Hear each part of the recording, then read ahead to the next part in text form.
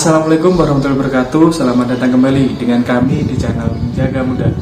Oke teman-teman, di perjumpaan kali ini saya akan memberikan sebuah simulasi kepada kalian semua untuk menghitung kemungkinan apakah kalian akan lolos seleksi kompetensi dasar di tahun 2021 ini dengan skor SKD yang telah kalian dapatkan teman-teman. Nah, dapat kita ketahui bersama, beberapa instansi bahkan beberapa daerah sudah ada yang melaksanakan SKD ini teman-teman. Jadi teman-teman kalian di daerah-daerah lain atau di instansi-instansi lain sudah melaksanakan SKD dan sudah mengetahui skor SKD-nya. Nah, di sini mereka pun bertanya-tanya apakah mereka akan lolos SKD dan dapat melanjutkan ke tahap seleksi kompetensi bidang teman-teman. Nah, di sini saya akan memberikan sebuah penalaran bagaimana sih apakah kalian akan lolos SKD dengan skor yang telah kalian dapatkan. Nah, di sini saya akan mengambil contoh untuk seleksi CPNS Kemenkumham di Provinsi Jawa Timur, teman-teman.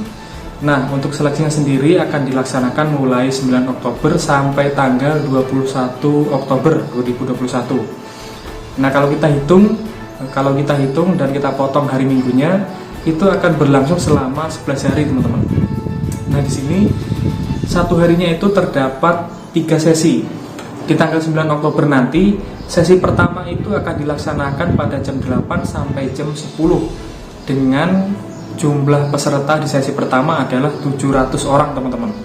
Ya, lumayan banyak juga. Lalu sesi keduanya adalah paling akhir dilaksanakan pada jam 11.00 sampai jam 13.00 dengan jumlah peserta 700 orang juga. Jadi total sudah 1.400. Lalu untuk sesi ketiga sekitar jam 14.00 sampai jam 16.00 itu pun terdapat 700 peserta juga, teman-teman. Jadi total di hari pertama 3 sesi ini ada 2.100 orang ya di tanggal 9 Oktober ini. Ya, ini baru di tanggal 9 Oktobernya. Sedangkan untuk seleksinya berlangsung sampai tanggal 21 Oktober, teman-teman.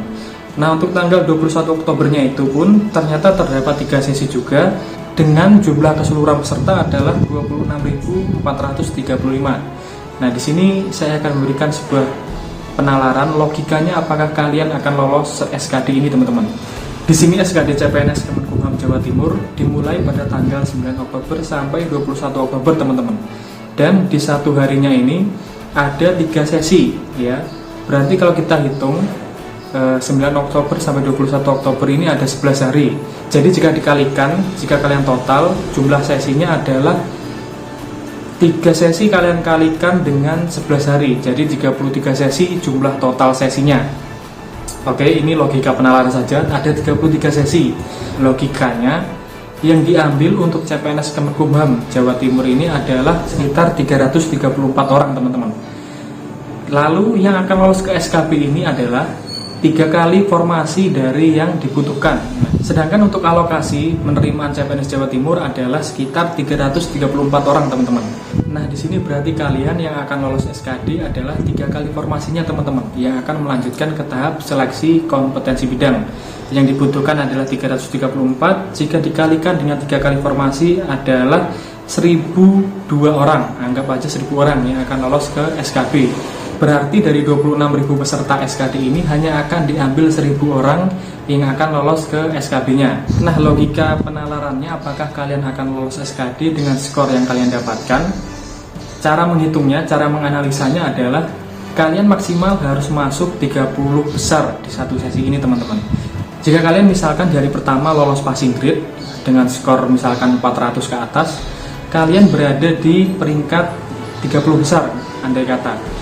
Nah, jika dihitung, jika kalian berada di peringkat 30 besar, jika dikalikan dengan 33 sesi, 30 dikalikan 30 ini peringkat kalian misalkan kalian peringkat 30, lalu dikalikan dengan 33 sesi jumlah keseluruhan, maka kalian akan berada di peringkat 990, teman-teman. Otomatis kalian akan lolos SKD.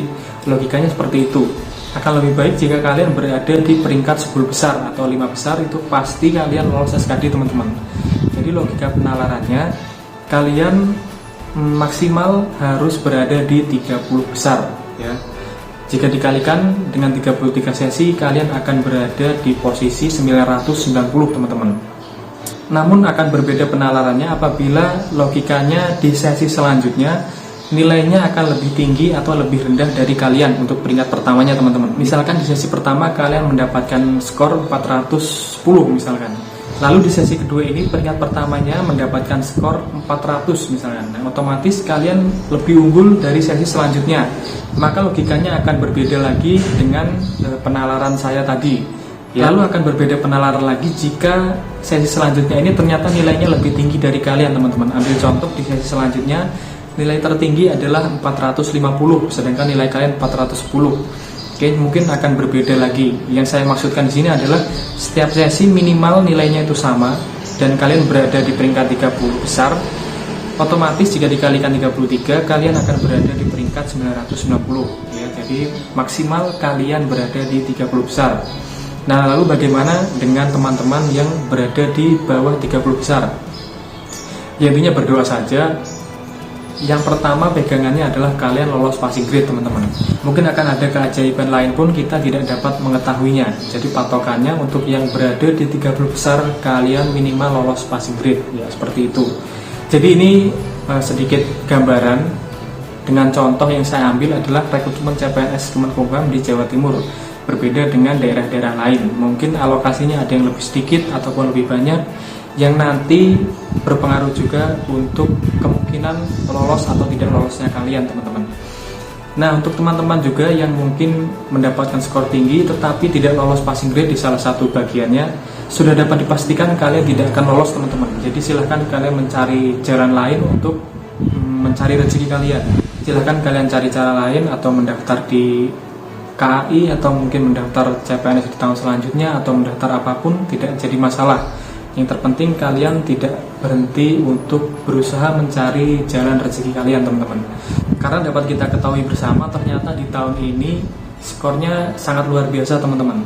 Peringkat pertamanya se-Indonesia ini adalah 500 lebih, mendapat skor SKD 500 lebih. Jadi untuk teman-teman yang gagal SKD karena tidak lolos passing grade di salah satu bagiannya, tidak usah berkecil hati, silahkan kalian mencari jalan rezeki yang lain teman-teman ya.